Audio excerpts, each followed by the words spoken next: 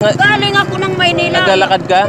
Nung katapusan pa ako ng June umalis. Diyos ko po, grabe yan. Mag-iisang buwan na ako sa Lunes paglalakad. Kunwari lang ako dito nagpaligaw-ligaw. Nanay, ngayon ako nga pala, Nay, si Makadoms. Ngayon kumain ka, Nanay? Hindi ako kumakain. Bakit? Kung mayroon akong mahingian, kakain. Pero pag wala, Ay, grabe, kawawa ka naman. wala akong mahingian dito. Ngayon, ayan na naman tayo, guys. Nasa kalsada na naman tayo, guys. So, meron tayong nadaanan dito na babae na naman. Binalikan ko lang, guys, yung sinadaanan ko. Dali. Hi! Wala kang bahay? Wala kang bahay? Ha? Isang buwan na akong lakad sa Lunes.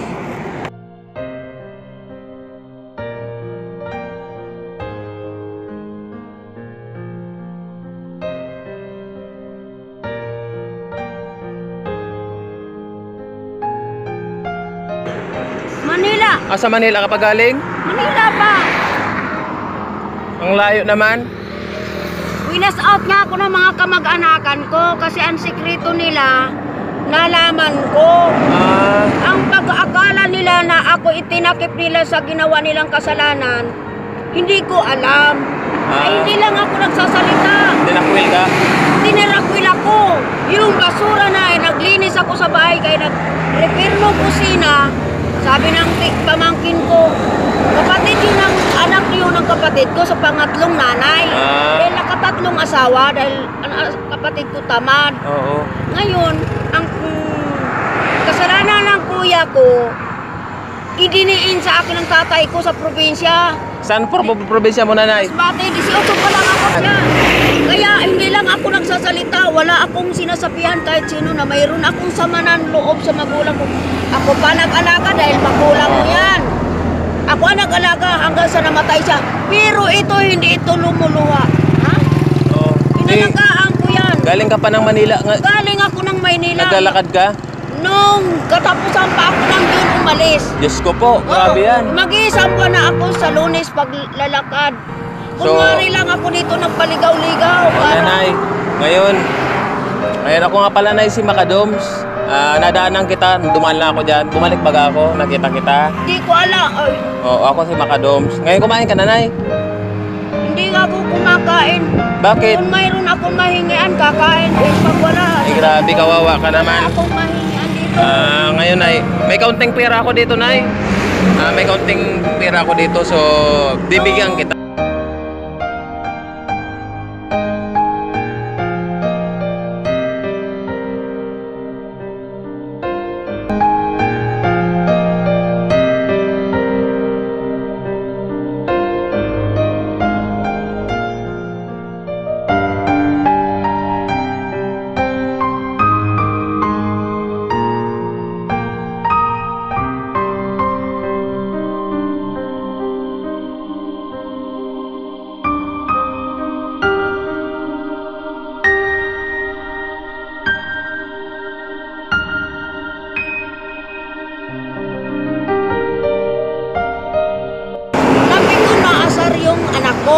Sabi niya, wag umalis ka na dito. Bakit ba pinag-aanoan natin ang palabas dyan sa TV ng mga balita? Sabi ko, para hindi kayo sa bayarin, wag na kayo manood sa mga balita. Kung anong importante yung panoorin ng palabas ng mga pelikula, yun na lang. Ano kayong mga balita yan? Para wala kayong bayarin pagdating ng bayaran ng kung ano, magkano o ilan ang binabayaran nila ha, sa isang buwan. Sa bahay, sa tubig, sa ilaw. Oh, hindi umalas ka na dito, lumayas ka na. 20 City na yan ang anak kong lalaking yan. Isang linggo na ako tumira sa kanila nung galing akong Antipolo. Guys, Galing ako Maynila. papunta pa si Nanay, guys, ng Laguna yan. Malayo pa pupunta ni Nanay, kawawa naman. Nagpaligaw-ligaw lang ako dito. Ay, isang buwan na, no? Sa Lunes. Galing pa ng Manila pala to si Nanay. Papunta pa ng Laguna yan, no? So, kawawa naman, Galing ako, guys, naman, ako nakita nyo. Nadaanan ko naman si Nanay. Sino ba yan? Mga po natin, mga mababait ang puso. Mga Ang Reporter yan. mga palo. Reporter ka ngayon ah. Di man. O sinay. Nanay, bibigyan muna kita ng pamasahe na ya. Pamasahe papunta doon sa ano, sa Lagunoy. Kasi nung galing ako probinsya, umara ako doon sa Naga Sintro talaga. Di ka pinarahan. Paluwas na dito, di ba, may Vista Mall? O, doon. Lagunoy, sa Lagunoy po talaga yung bahay mo? Anak mo nasa Lagunoy? Pangalawa. Ay, kawawa tatlo naman. yung anak ko nasa Maynila. Okay. So tatlo, hindi ko yung nakakasama. So, tatlo, nakakasama ko. Ayan. Ito, hindi. Dahil bata pa yung mag-asawa dito sa Lagunoy. Oo. Hindi nila alam naglalakad ka? Alam nila yan. Grabe naman. Kinontak nga sa cellphone ka nung gabi. Layo. Nasa ano ako sa... Asan chinilas mo, nanay? Ito. Ang layo mo. Butas na pati. Ito sa akin, hindi ito nagkabutas. Alam mo, nagkunwari ako sa ginubatan. Sabi ko, kung pwede, pahingi ako ng... Sa tindahan talaga ng chinilasan, ay tindera lang siya. Tindera lang? Hindi ka binigyan? Hindi naman bang bibigay yun, dahil tindera. Ay kung naandyan ang may-ari, bibigyan ka. Sige. Sabi ko, kung pwede, makahingi ng chinilas. Kawawa naman ang chinilas. Butas na chinilas si nanay. Tindera lang. Nanay, tindera lang ako. Kahit naman, hingi ako ng kanin. Tindera lang. Ngayon, nanay, may lakad pa ako, nanay. Bibigyan kita ng pamasahe muna. Opo. Kung talagang nagpamagandang loob ka sa akin, talagang sige. naman talaga nagsintro sa akin. Sige, bibigyan mo na kita ng pamasahe na ya. Right. Sige, bibigyan mo na kita ng pamasahe. Sige na. Sa 30 pesos lang. Hindi, kunin mo na to, nanay. Tulong ko na po yan sa'yo. Sige na, sa'yo na yan. Wala bang tinuloy niyo ang suporta niyo sa akin? Opo, suportahan kita, nanay, kasi kawawa naman. Hindi.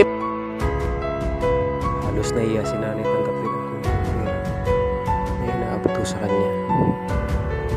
Halos ayaw niya itong tanggapin. Subalit sa sobrang hirap ng buhay, napilit niya mga idol.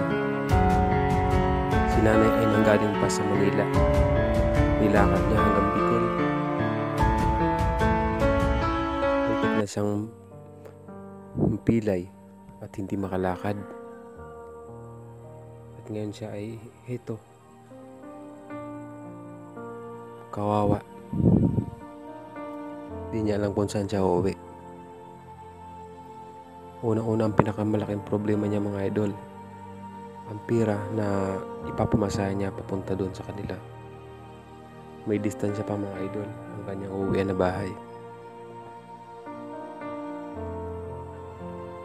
Kaya sa mga nakakita po ng video nito, alam ko pong wala po sa ating matitigas ang puso at po tayo malalambot. Tulungan po natin si nanay. Tulungan po natin siya na makabalik sa kanyang lugar. Ngayon guys, masarap sa pakiramdam guys na nakatulong tayo kahit konti sa ating kapwa, na gayon pa man si nanay ay makakauwi na sa kanyang bahay. Ngayon nga kanina guys, kung makikita nyo, ayaw niyang kunin yung konting pira na ibinibigay ko. So humingi siya guys ng 30 pesos lang para daw ay pamasahe papunta doon sa kanila. So sa tingin ko naman guys, ay kulang yung 30 pesos na yun. Kaya sabi ko, nanay, kunin mo na yan. Ayaw niya pang kunin guys. Kaya ayun, hindi na natin guys nakita yung video yung pag-alis niya. Siguro nakasakay na siya ng bus guys, kasi yung sa unahan iniwan, doon talaga siya kaya ng bus, pero sabi niya kaya niya naman daw guys, Kaya maraming salamat guys sa time na nadadaanan natin sila, na hindi naman natin inaasahan na nandun yung tao na talaga nangangailangan ng tulong, na eksaktong madadaanan pa natin guys. Kaya yun guys, maliit man yan na bagay o malaki, napaka-importante pa rin yan guys. Maliit man yan, importante matulungan natin sila. Kaya lang guys, masarap sa pakiramdam yun na nakakatulong tayo.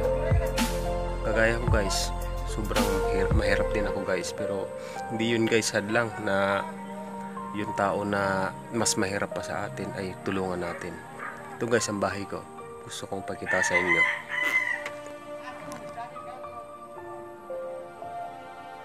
Ayan guys, anong bahay ko guys.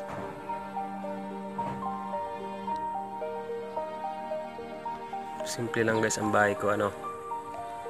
Pero importante guys, nabubuhay tayo ng maayos, kumakain. Pero masaya ako guys na mas nakakatulong pa ako sa mas nangangailangan ng tulong.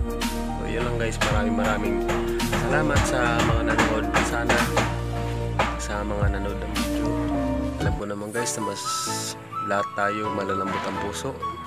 So tulungan natin sila guys, tulungan natin yung mga nakikita natin sa vlog na to. So kung gusto nyo tumulong guys, pwede nyo rin akong kontakin sa aking Facebook page, Doms Jackson, na aking Facebook page, o kaya naman dito sa aking YouTube channel, mga Doms Jackson. Mag-comment lang po kayo sa comment section ng aking video. Yun lang guys. At mga maliit man yan o malaki, makatulong tayo guys sa ating kapwa, kasi mas marami yung guys na kailangan ng tulong, lalo ng pandemic ano guys. Yun lang guys, maraming salamat sa mga. Sana huwag na makalimutan mag-subscribe, i-share at i-follow na rin ang aking Facebook. Yun guys, maraming salamat guys. God bless.